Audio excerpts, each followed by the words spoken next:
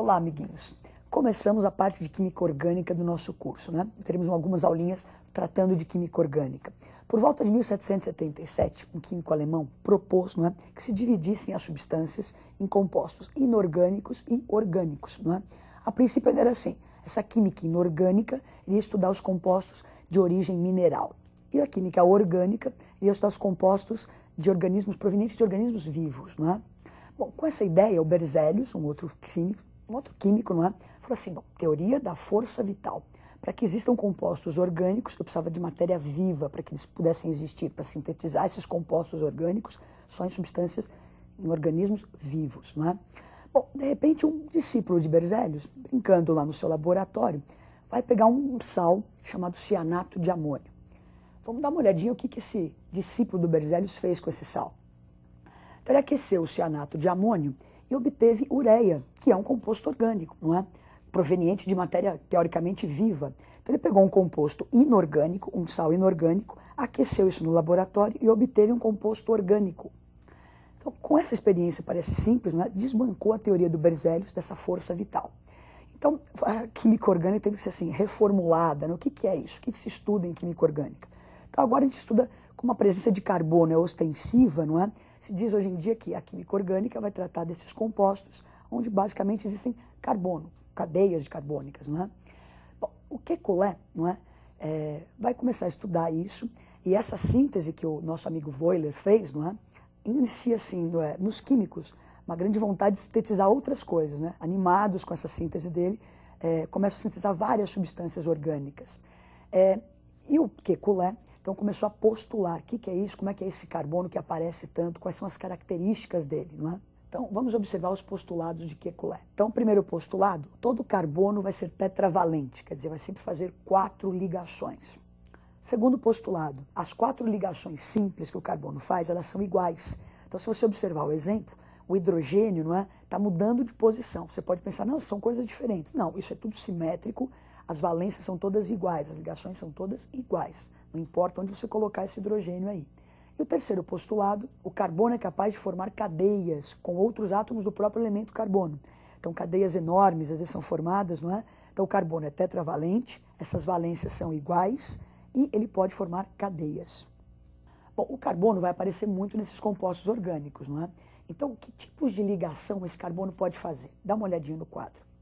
Então, ele tem sempre que fazer 4 ligações, mas ele pode fazer simples, né, entre os próprios carbonos, pode fazer dupla e pode fazer uma tripla ligação.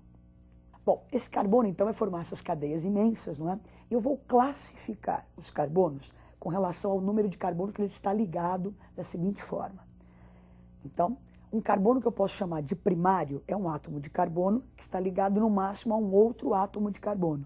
Carbono secundário é um átomo de carbono que está ligado a 2 outros átomos de carbono. Carbono terciário é aquele que está ligado a pelo menos 3 outros átomos de carbono. E o quaternário é aquele que está ligado a 4 outros átomos de carbono. Então nós vamos ver o exemplo na sequência, uma cadeia bem grande aí com vários carboninhos. Para você classificar em primário, secundário e terciário, o que interessa é a relação carbono com carbono. Os hidrogênios ou outro elemento não me interessam. Então se você ver aí na sua tela, agora aparecem os carbonos primários aí em destaque, não é? Então, carbonos que estão ligados a um outro átomo só de carbono. Não interessam os hidrogênios. Na sequência, aparece então o carbono secundário, não é? Este carbono marcado aí, ele está ligado a 2 outros átomos de carbono. O carbono terciário está ligado a 3 outros átomos de carbono. E, por fim, um carbono quaternário que está ligado a outros 4 átomos de carbono. Bom, o que acontece? Essas cadeias são imensas, não é? Às vezes, para você representar todas as ligações existentes, é muito chato, fica uma coisa muito, uma poluição muito grande. Então, é possível você condensar isso e representar essas cadeias de uma maneira mais simples. Então, a gente vai ver alguns exemplos dessa situação. Então, eu tenho lá CH3, CH2, CH3. Se eu esse monte de tracinhos, olha, eu posso condensar isso. Então, colocar H3C, só representar as ligações entre os carbonos, não é? CH2 e o CH3. Em alguns momentos a gente pode nem colocar esse tracinho entre os carbonos, colocar tudo emendado, CH3, CH2, CH3. Mais um exemplo. Bom, então aí também, né, nós temos o CH2, uma dupla, CH, CH3, também posso então enxugar isso da maneira que está representada ali. Então, CH2, a dupla, CH, CH3. Insisto ainda, tem alguns lugares que eu posso tirar esses tracinhos também. Próximo exemplo. Então, é só para você ir vendo as possibilidades, não é? Então, CH3, C dupla O, CH3, condenso tudo isso e escrevo lá, CH3, CO, CH3. Mais um exemplo. Então, cadeias cíclicas, vamos comentar daqui a pouco, classificar as cadeias, não é? Então, é um ciclo, a coisa está fechada ali. Então, eu posso representar enxugando os hidrogênios ou por figuras geométricas, não é? Nessas figuras geométricas, cada cantinho, cada aresta dessa daí representa um átomo de carbono. E os hidrogênios nem aparecem, não é?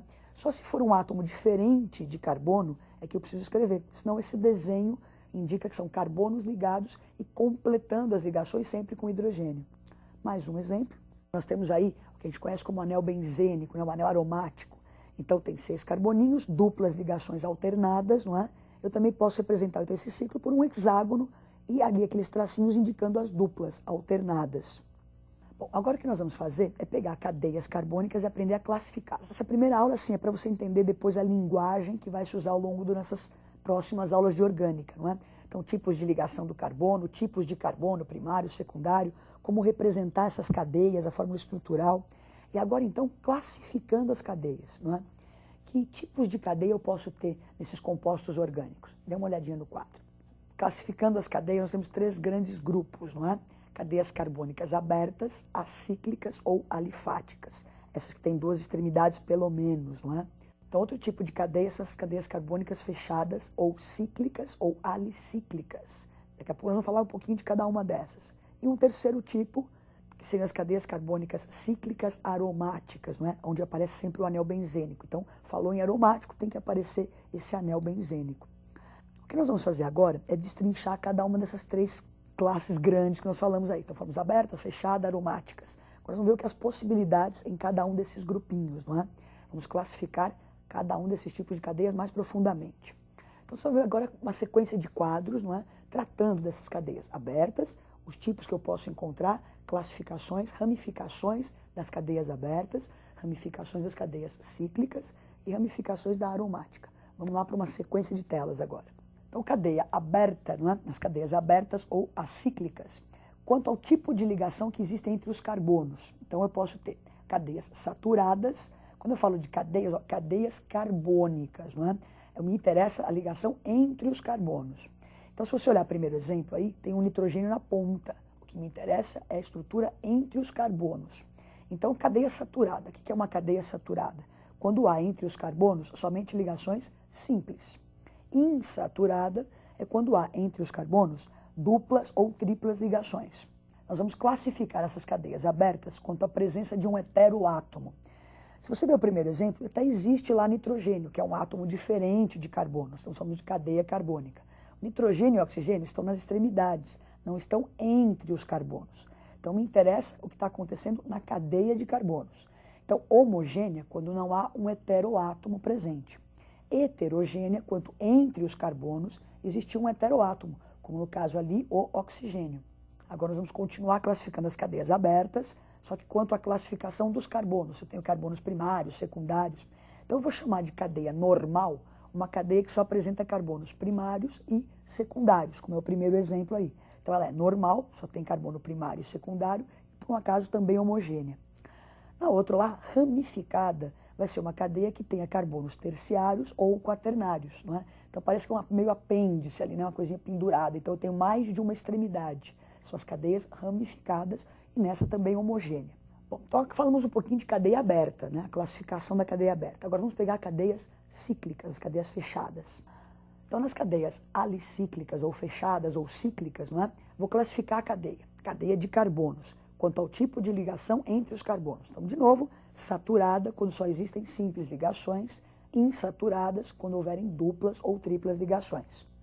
Então, ainda falando de cadeias fechadas, agora, quanto à presença do heteroátomo. Então, é um ciclo, você tem ali o ciclo. O que é um homocíclica, uma cadeia homocíclica? Quando não existe um heteroátomo.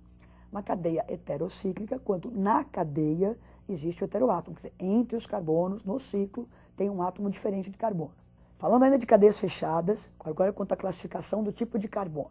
Então, o que é uma cadeia fechada, um cíclico, né? Uma cadeia cíclica normal? Aquela que só tem carbonos primários e secundários. O que é uma cadeia ramificada? Aquela que eu vou ter carbonos terciários e quaternários. Ambos aí são homocíclicas, não é? O ciclo só tem átomos de carbono. Agora, para finalizar, só está faltando as cadeias aromáticas, não é? Então, vamos ver como é que se pode classificar algumas cadeias aromáticas. Então, nós temos a classificação. Bom, falou em aromático, lembra que tem que ter esse anel benzênico aí. Então, eu posso classificar quanto ao número de núcleos que eu tenho. Então, mononuclear, quando eu tenho só um núcleo benzeno. Polinuclear, quando eu tenho vários núcleos de benzeno numa molécula. Então, uma outra maneira de classificar as cadeias aromáticas são quanto à disposição desses núcleos aromáticos. Então, núcleos isolados, não há contato, tem um átomo de carbono entre os núcleos, não é? O primeiro exemplo. E núcleos condensados, quando os átomos de carbono dos núcleos podem se encontrar, e o nome está dizendo, condensados. Bom, o que nós aprendemos hoje, então, foi um pouquinho da introdução da química orgânica. Aprendemos os tipos de carbono, ligações que o carbono faz, aprendemos a classificar algumas cadeias abertas, fechadas, aromáticas. Façam alguns exercícios, é uma coisa bem simplesinha, né? Só você lembrar essa sequência de nomes, muito nomezinho. Bom estudo e até a próxima aula.